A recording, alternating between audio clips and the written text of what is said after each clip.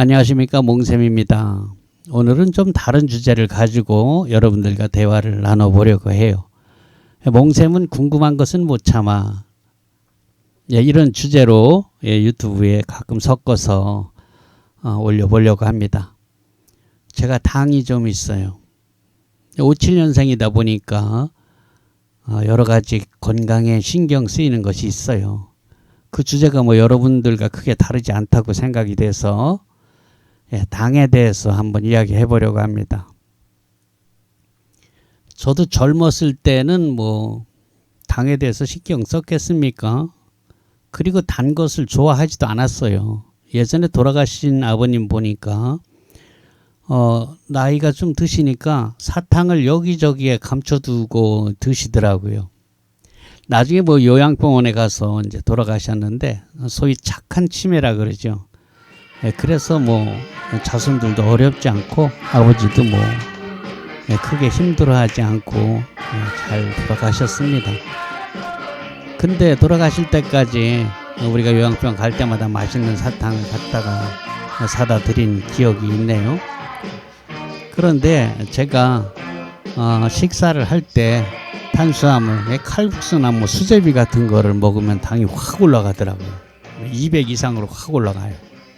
어떤 때는 250까지도 올라가요. 그러니까 겁이 덜컥 나잖아요. 당 수치가 200 이상 되면 혈관 벽을 친답니다. 그래가지고 아주 심각한 그 혈관에 손상을 가져온다고 하는데요. 당 무섭잖아요. 그죠? 그래서 저녁 때는 이제 동네에 있는 그 호수공원을 한 바퀴씩 돕니다. 한 3km 되는데요. 뭐 그렇게 땀 뻘뻘 흘리지 않고 그냥 보통 속도로 걸어도 한 바퀴 돌고 오면은요, 당이 100 정도 떨어지더라고요. 그게 정상으로 되는 거죠. 그나마 큰 다행이라고 생각해요. 그런데 저도 별 수 없이 젊어서는 그렇게 뭐 사탕 같은 거 저런 걸 왜 좋아하지? 애기들도 아니고 어린이도 아니고. 그런데 그게 아니더라고요. 단 게 땡기더라고요. 그래서 한 바퀴 돌고 오면은 그 외 하드 있죠. 아이스기에 하던 그런 하드나 뭐 아이스크림 뭐 이런 거 그게 땡겨요. 하드 하나 먹는 것이 낙이거든요. 한 바퀴 돌고 와서 샤워하고 하드 하나 먹는 거. 근데 그것도 겁이 나잖아요. 혈당 오를까 봐.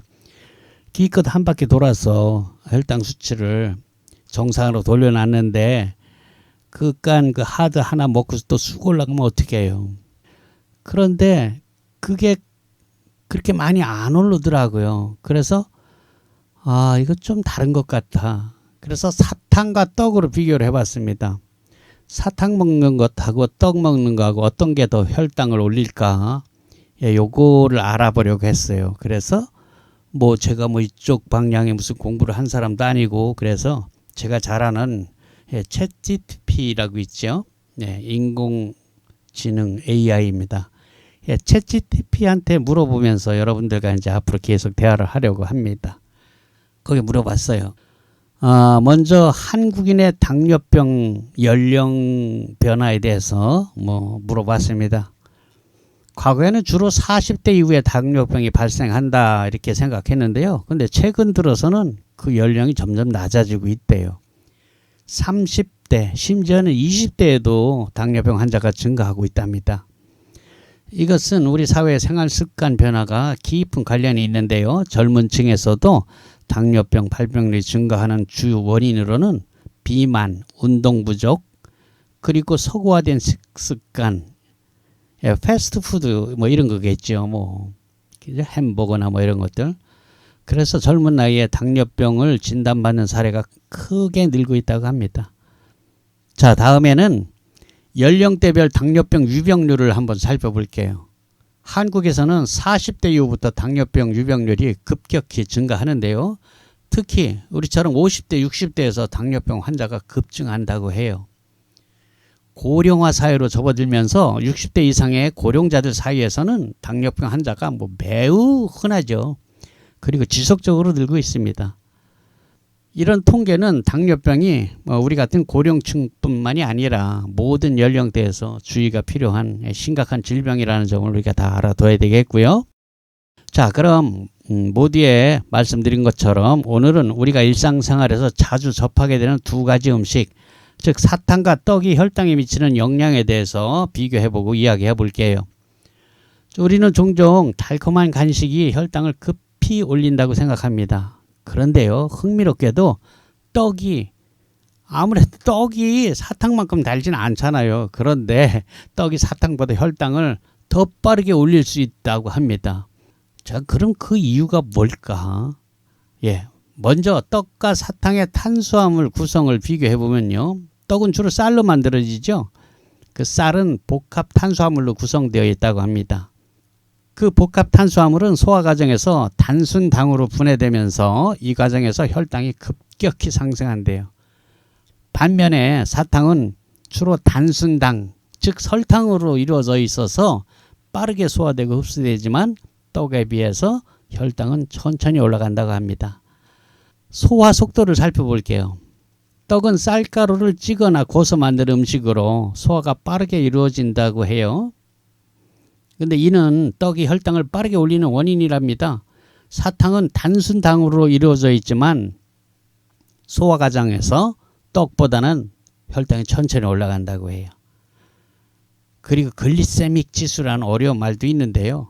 그 얘기가 그 얘기입니다. 글리세믹 지수, 이런 전문 용어는 우리 몰라도 될 것 같아요. 음식의 혈당을 얼마나 빠르게 올리는지를 나타내는 지표라고 합니다. 떡의 글리세믹 지수는 매우 높대요. 사탕도 글리세믹 지수가 높지만 떡보다는 더 낮다고 합니다. 그 얘기가 그 얘기네요. 자, 그럼 오늘은 사탕보다 떡이 더 혈당을 급격히 올린다는 걸 배웠어요. 떡, 라면, 칼국수, 수제비 다 마찬가지일 것 같아요.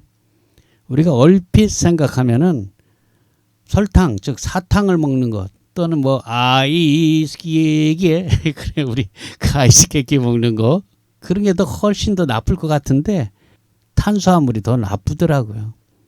오늘은 시답지 않지만 운동하고 한 바퀴 돌고 돌아와서 그 아이스케이크 하나 먹는 거 괜찮은가 알아보다가 AI한테 물어보고서 여러분과 대화를 마쳤습니다.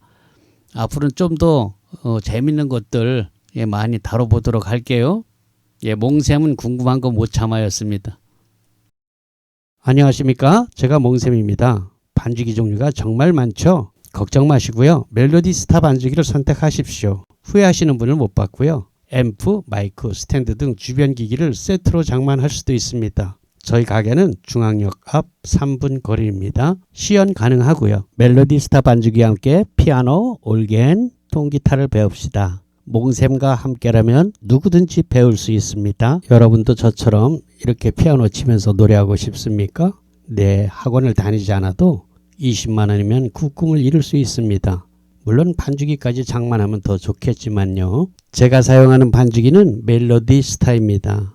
여러분 한치의 망설임 없이 이것을 선택하시면 만족하실 것입니다. 피아노, 올겐, 키보드 자기 거 쓰면 됩니다. 그러나 왼쪽 베이스 소리가 확실하게 나지 않는 것은 좀 곤란하겠죠? 아이고 어떤 분들은 피아노 키보드에 200만 원, 300만 원씩 드리는데요. 전혀 그럴 필요 없고요. 제가 쓰는 것이 85만 원. 저희가 대리점입니다. 카시오.